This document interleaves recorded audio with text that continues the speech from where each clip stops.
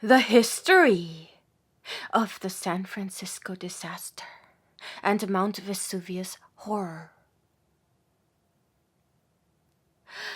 A complete and authentic account of the terrible calamity that befell the city of the Golden Gate.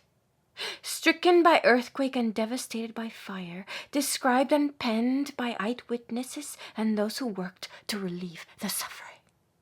A vivid account of the eruption of Mount Vesuvius and other great historical catastrophes, which have destroyed thousands of lives and laid whole countries to ruin.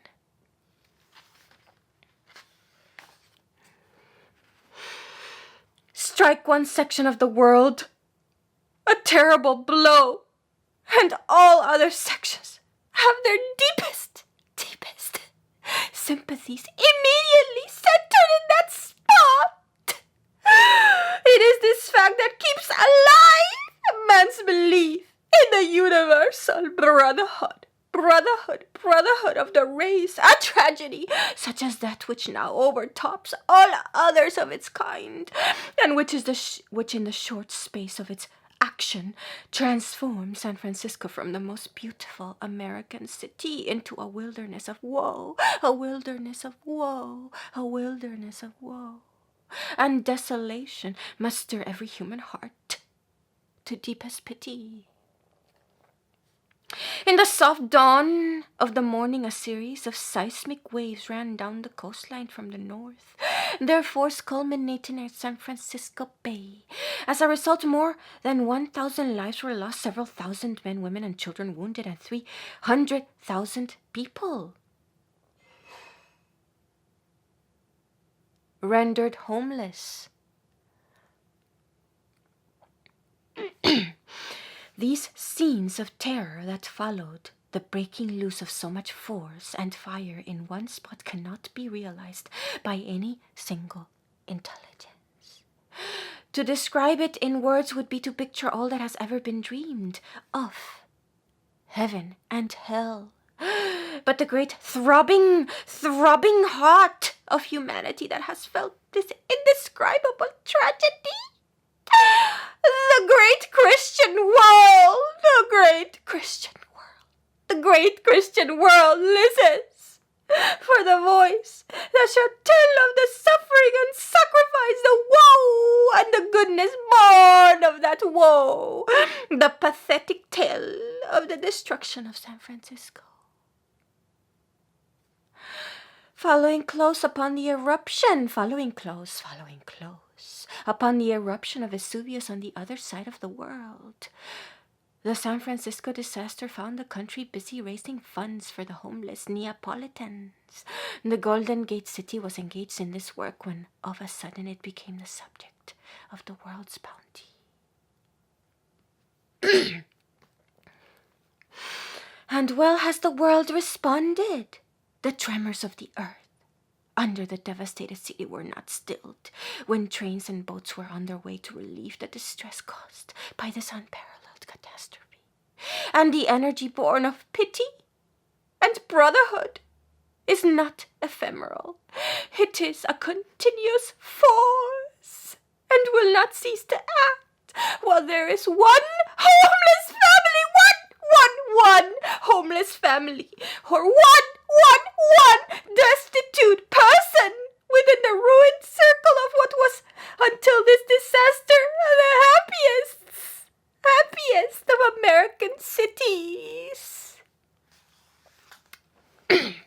For such great disasters, from such great disasters, man discovers his own helplessness. With all his ingenious inventions, he is more helpless than the wild animals he affects to despise, for they have an instinctive sense of approaching danger, a faculty scarcely known to man.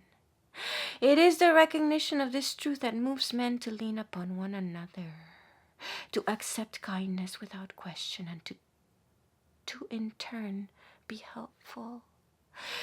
The selfish have the most cause to fear, for they cannot know what hour fate may strip them of everything and leave them naked and destitute. Nature does nothing by Nature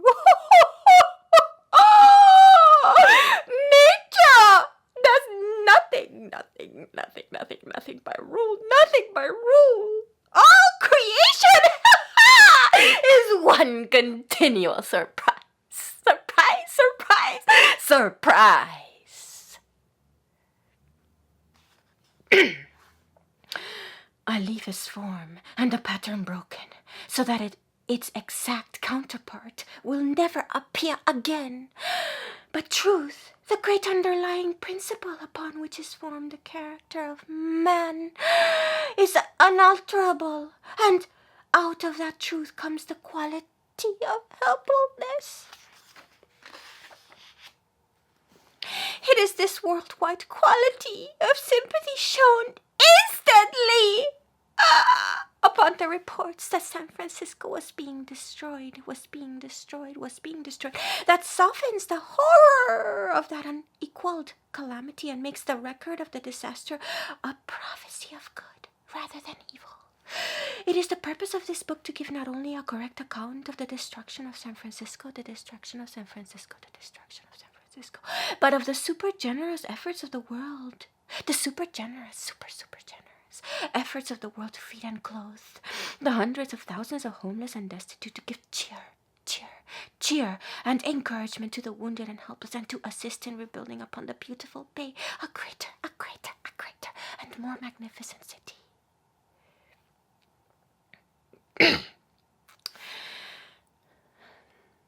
The authors wish to acknowledge the great debt of gratitude they are under to the officials in charge at San Francisco, the press and telegraph, as well as the courtesy of hundreds of individuals who assisted in the gathering of information to make this book complete and accurate. Other writers besides those given credit in the text who have lent great assistance are Mr. Charles Ulrich, Mr. Edward W. Pickard, and Mr. Samuel C. Andrews, the latter having passed a large part of his life among the great volcanoes.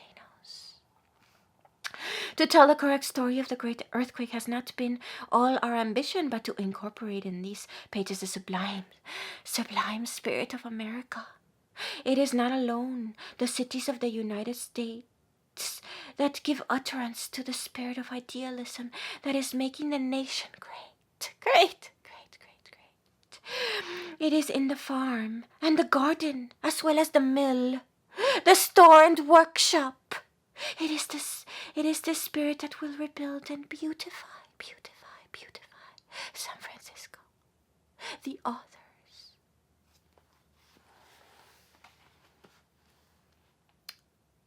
Great buildings fall prey to flames.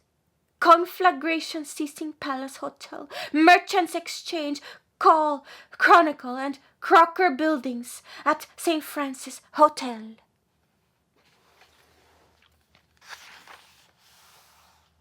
Looking down Kearny Street to Market, this view shows the Klaus Spreckels building in the background. The disaster left it all a mass of ruins. Dedicated to sympathetic humanity, which again, in a spontaneous outburst of unstinted love, has proved that mercy is a living fountain in the heart of man, and that all hearts are one, all hearts are one.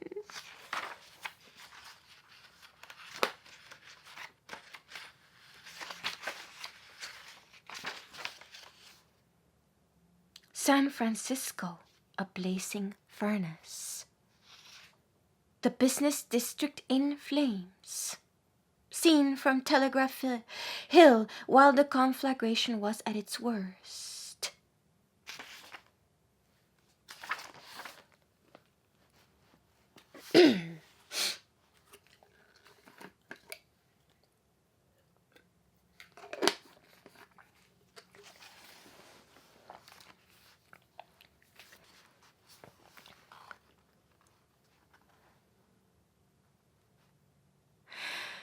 Golden Gate City wiped out by earthquake and fire. First shock comes in mysterious twilight of the dawn. Whole population rush half-clad into the streets to find themselves helpless in the presence of fate. Great skyscrapers toppled to ruin, burying hundreds in the debris. Immense conflagration completes the wreck of matter and the crash of worlds. The most beautiful and historic city of America swept into oblivion. On the morning of April 18th, 1906 at 5:13 o'clock, San Francisco felt the first tremors of an earthquake shock that was destined to destroy the entire city. In that mysterious hour of twilight that precedes the dawn of a new day, the earth under the city heaved and rocked like a troubled sea. Out of the deep sleep of the hour, nearly 400,000 people awoke to see the result of a century of labor and genius crumble to dust and ashes as though touched by the magic wand. The magic wand! The magic wand of the demon of destruction. The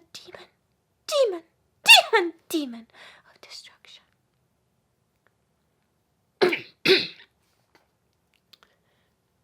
The Golden Gate.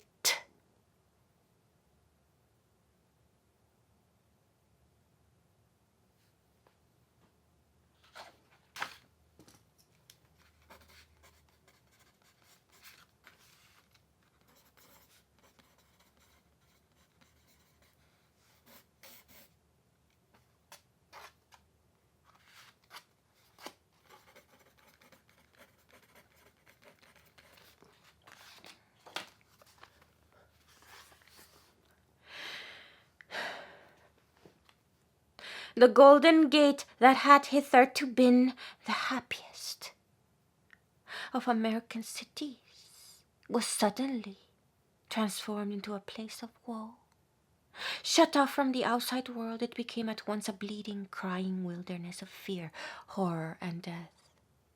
The San Francisco of yesterday had been peculiarly free from disaster. No great fires had leveled her buildings or pestilence invaded her homes. In the early days of '49, when the discovery of gold in that region brought a heterogeneous mass of humanity to Frisco, the wooden shacks, which served at the time for business houses, and the tents that were the residences of the hardy adventurers of pick and shovel, were thrice swept away in conflagration.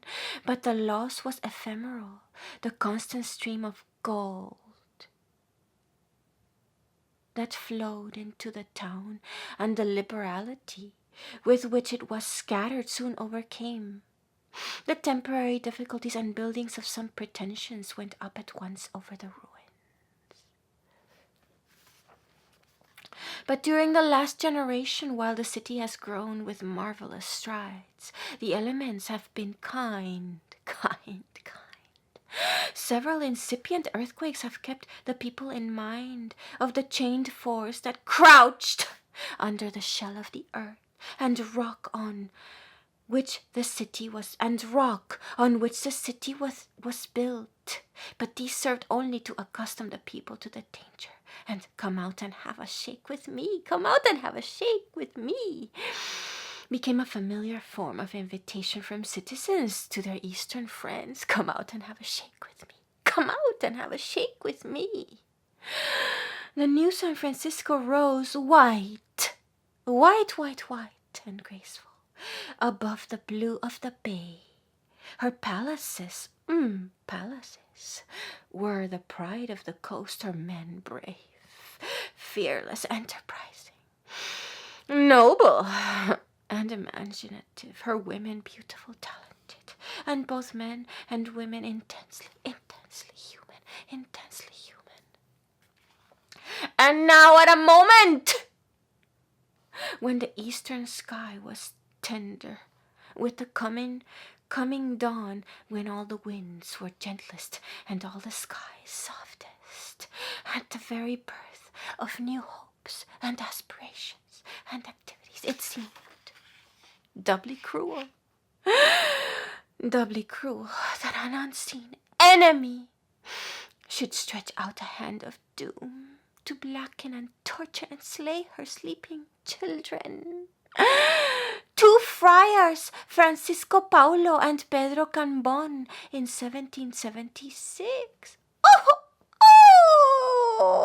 In 1776.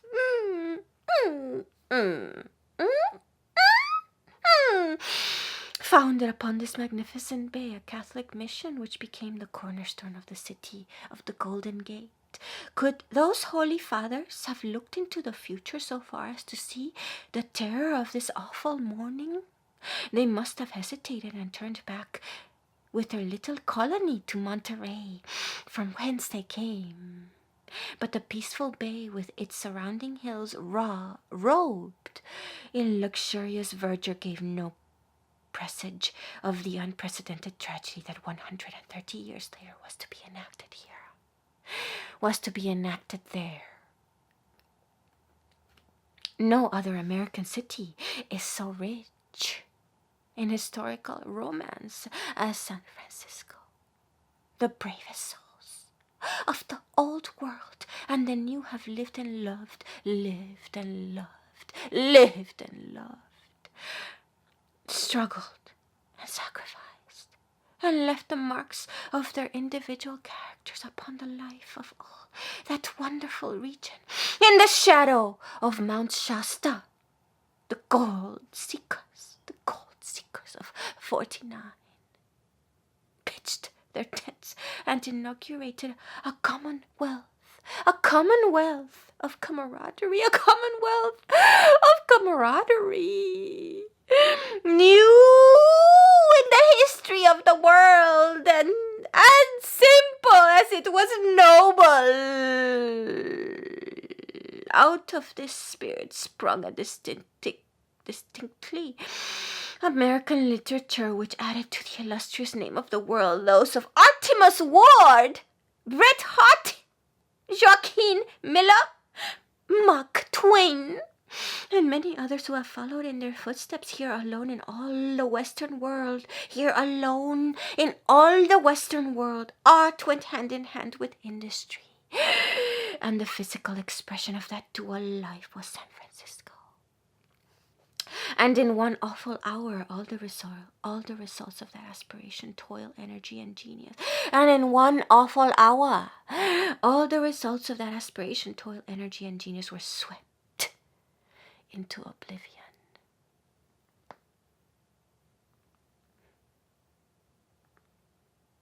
And where on yesternight had stood a thriving metropolis, the morning beheld nothing but ruin and desolation.